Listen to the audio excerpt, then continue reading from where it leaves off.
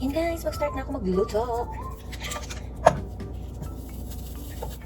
So, tunawin ko lang itong butter. Actually, yung lulutuin ko, hindi ko alam kung anong tawag. Mag-eksperimento lang ako eh. Ewan ko kung anong tawag dito. Stir fry ba? Ano siya, yung broccoli, tapos cauliflower. And then, ito with shrimp at saka chicken. So, yun.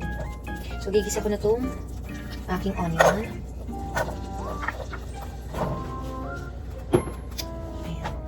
Habang hinihintay natin matunaw pa yung butter. Ingay ng kawali ko.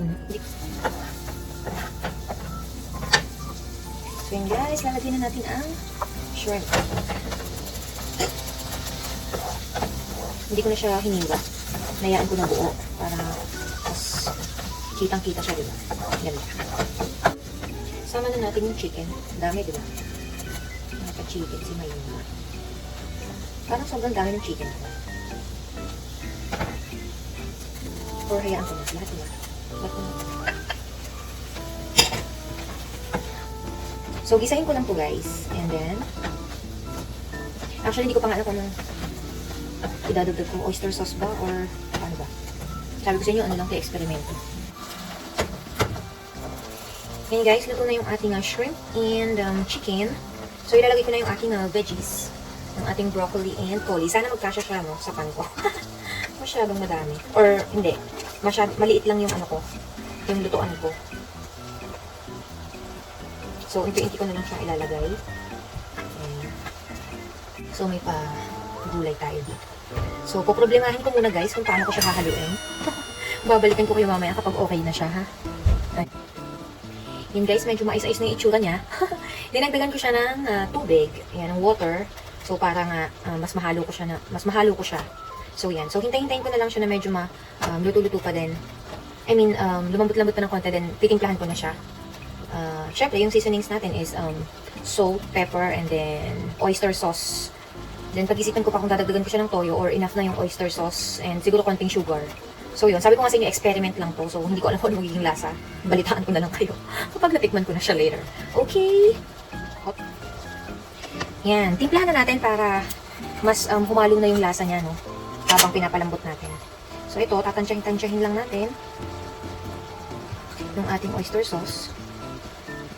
Tama na siguro yan. And then mag-add tayo ng, syempre yung ating asin, salt,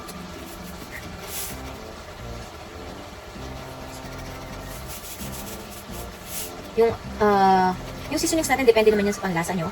Kung maalat ng tumimpla, kung matabang, or keri-keri lang, diba? So, syempre yung ating pepper. Ground black pepper. Ayan. Ground black pepper. Syempre. Ay na ako. Baka labog. Ayoko ng labog. Di ba pahirapan na naman tayo? Mamaya nga punta kami ng Walmart after mag-church. So, baka bumili ako ng isa pa na ang ground black pepper, yung mas madali. Yung hindi pag-grinder. Actually, ito, ipinilit ko lang to sa asawa ko. Sabi ko, bili tayo na ngayon. Yung pag-grinder. Wala, para lang maganda siya. Kaya lang nahihirapan ako. Ay, so, haluin ko lang muna. Ayan. Ito yung lasa nito. So, medyo, hindi ko lang kung napadami yung water ko. Pero titingnan ko kung medyo lalapot siya. Kasi di ba yung oyster, medyo nagpapalapot naman siya. So, tingnan ko. Pag hindi siya lumapot, then dadagdagan ko siya ng cornstarch. Pero baka nga, lagyan ko na lang siya. Diba, apaw-apaw siya. Lit kasi ng lutuan ko eh. So, lagyan natin ng cornstarch. Yan, nakapagtunaw na ako. 1 tablespoon ito. 1 tablespoon. Kasi baka sumobra ang lapot. So, tingnan natin. Yan. Kung masarap na siya agad. Wow. Eksperimento lang. O, diba? Lumapot na kagad siya ng bongga. Hindi pa naman sobra, pero nakikita ko magbago na yung texture ng ating sabaw. Diba? So, mag-add na ako ng sugar and then tikman na natin yan. Mag-add ako ng konting sugar lang, pampalasa lang. Doon ang oyster sauce, di ba medyo matamis naman siya.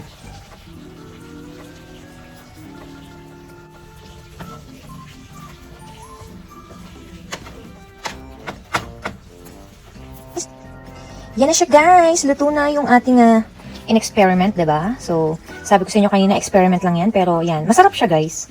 Oo, syempre, tinikman ko na siya. Yes, I am so proud to myself. Di ba?